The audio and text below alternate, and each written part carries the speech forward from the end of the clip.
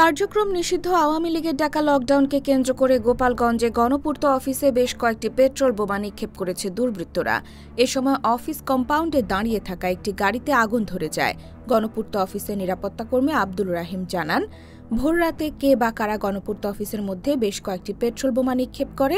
এ সময় গণপূর্ত অফিসে দাঁড়িয়ে থাকা একটি গাড়িতে আগুন ধরে যায়। পরে বিষয়টি টের পেয়ে গণপূর্ত অফিসের কর্মচারীরা গাড়ির আগুন নিভিয়ে ফেলে। এতে গাড়িটি ক্ষতিগ্রস্ত হয়। এ ঘটনার পর এলাকা জুড়ে আতঙ্ক সৃষ্টি হয়। গোপালগঞ্জ সদর থানার এসআই ফয়জুর রহমান বলেন, আমরা ঘটনাস্থল পরিদর্শন করেছি, অবিস্ফোরিত একটি পেট্রোল বোমা আমরা উদ্ধার করেছি। এ বিষয়ে আইনানুগ প্রক্রিয়া চলমান। এর আগে অনলাইনে ঢাকা লকডাউনের ঘোষণা দেয় ক্ষমতাচ্যুত আওয়ামী লীগ। এর ফলে অন্য দিনগুলোর তুলনায় সড়কে গণপরিবহন বেশ কম। মহাসড়কে তেমন যান নেই।